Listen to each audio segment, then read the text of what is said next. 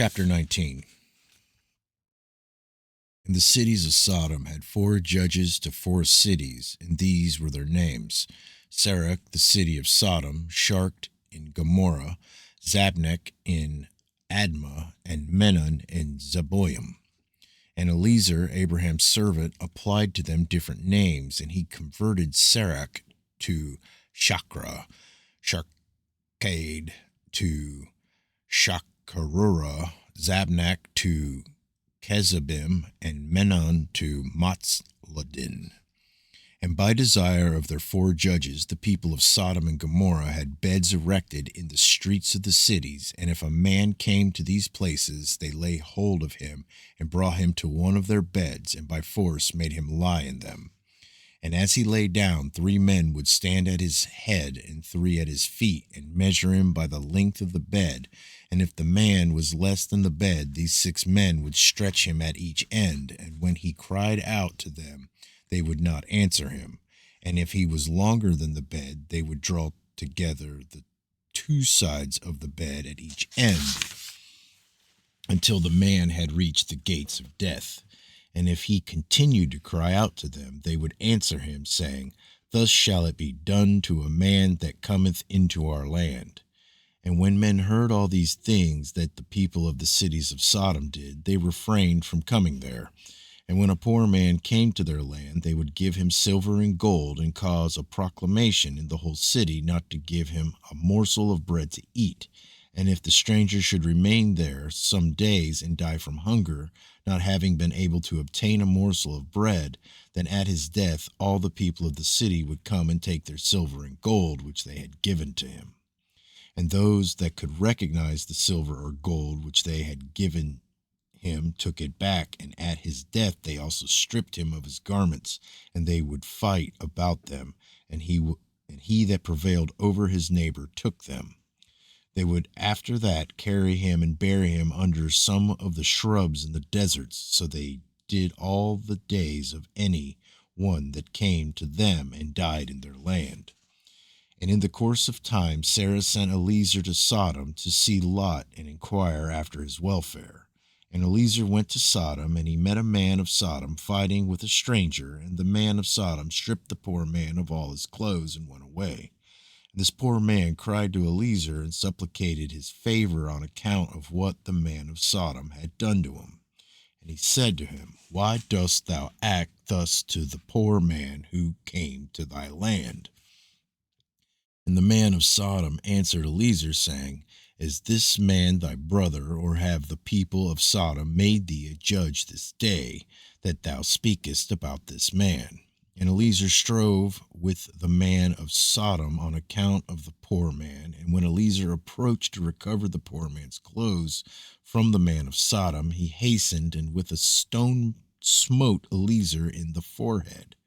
And the blood flowed copiously from Eliezer's forehead. And when the man saw the blood, he caught hold of Eliezer, saying, Give me my hire for having rid thee of this bad blood that was in thy forehead. For such is the custom in the law in our land. And Eliezer said to him, Thou hast wounded me, and requirest me to pay thee thy hire. And Eliezer would not be hearkened to the words of the man of Sodom. And the man laid hold of Eliezer, and brought him to Shakara, the judge of Sodom, for judgment. And the man spoke to the judge, saying, I beseech thee, my lord, thus has this man done, for I smote him with a stone, that the blood flowed from his forehead, and he is unwilling to give me my hire. And the judge said to Eliezer, This man speaketh the truth to thee, give him his hire, for this is the custom in our land. And Eliezer heard the words of the judge, and he lifted up a stone and smote the judge. And the stone struck on his forehead, and the blood flowed copiously from the forehead of the judge. And Eliezer said, If this then is the custom in your land, give thou unto this man what I should have given him, for this has been thy decision, thou didst decree it. And Eliezer left the man of Sodom with the judge, and he went away. Nice.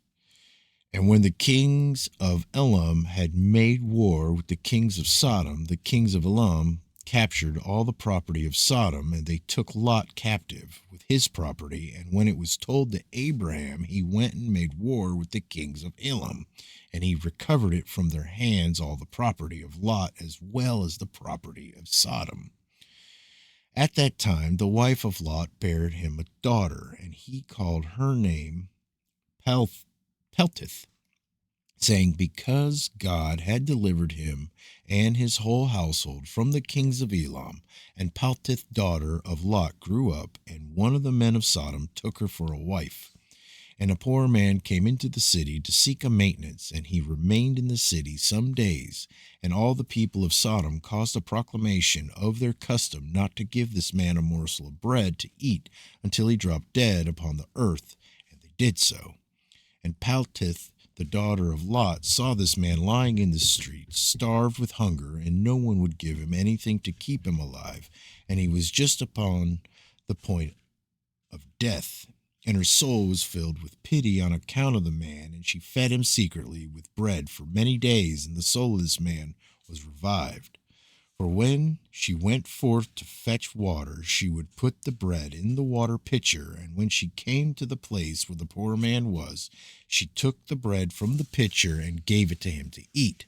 So she did many days.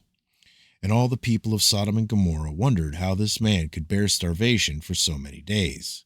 And they said to each other, this can only be that he eats and drinks, for no man can bear starvation for so many days or live as this man has without even the convenience. I can't read that word. Continence change, without even his countenance changing. And 3 men concealed themselves in a place where the poor man was stationed, to know who it was that brought him bread to eat. And Peltith, daughter of Lot, went forth that day to fetch water, and she put bread into her pitcher of water, and she went to draw water by the poor man's place, and she took out the bread from the pitcher, and gave it to the poor man, and he ate it.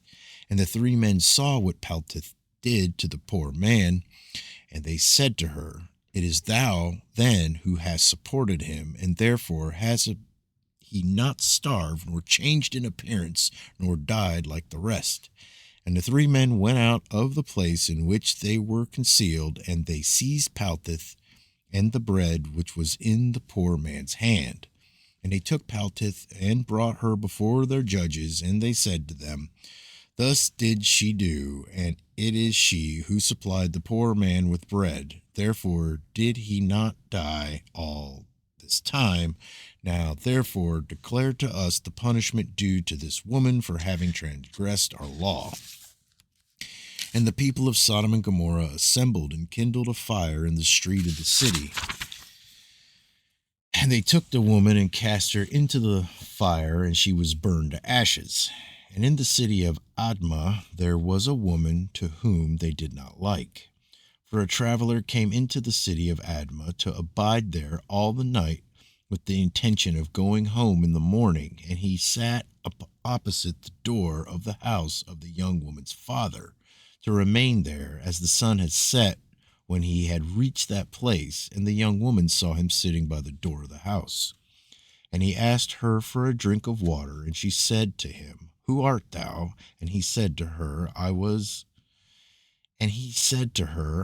this day going on the road, and reached here when the sun set, so I will abide here all night, and in the morning I will rise early and continue my journey. And the young woman went into the house and fetched the man bread and water to eat and drink. And this affair became known to the people of Admah, and they assembled and brought the young woman before the judges, that they should judge her for this act. And the judge said, the judgment of death must pass upon this woman, because she transgressed our law, and this therefore is the decision concerning her. And the people of those cities assembled and brought out the young woman, and anointed her with honey from her head to foot, as the judge had decreed.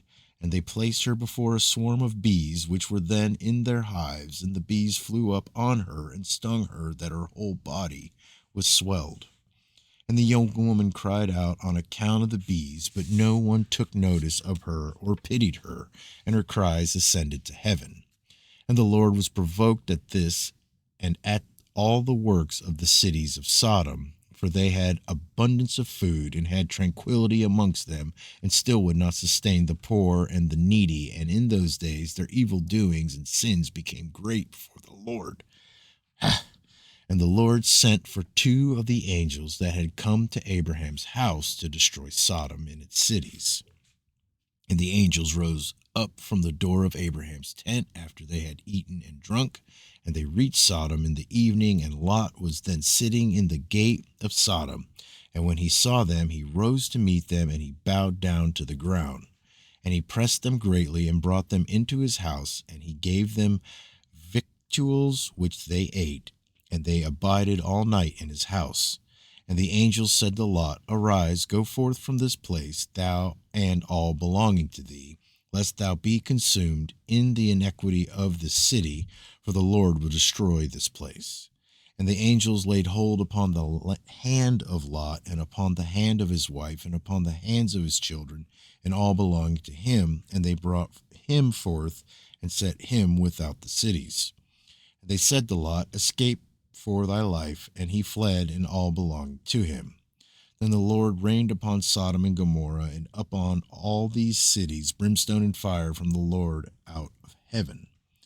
And he overthrew these cities, all the plain, and all the inhabitants of the cities, and that which grew upon the ground. And Ado, the wife of Lot, looked back to see the destruction of the cities, for her compassion was moved on account of her daughters who remained in Sodom, for they did not go with her.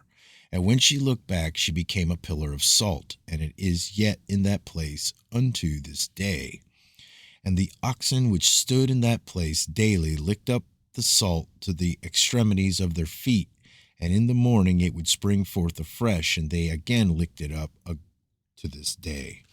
And Lot and two of his daughters that remained with him fled and escaped to the cave of Adullam, and they remained there for some time.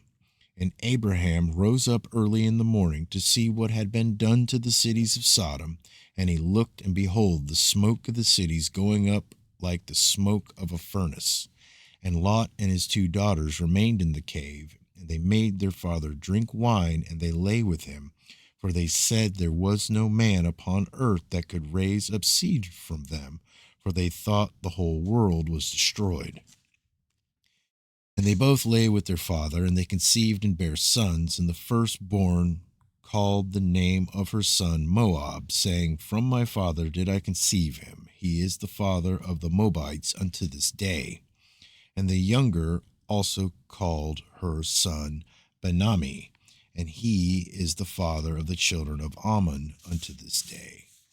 And after this, Lot and his two daughters went away from there, and he dwelt on the other side of the Jordan with his two daughters and their sons. And the sons of Lot grew up, and they went and took themselves wives from the land of Canaan, and they begat children, and they were fruitful and multiplied.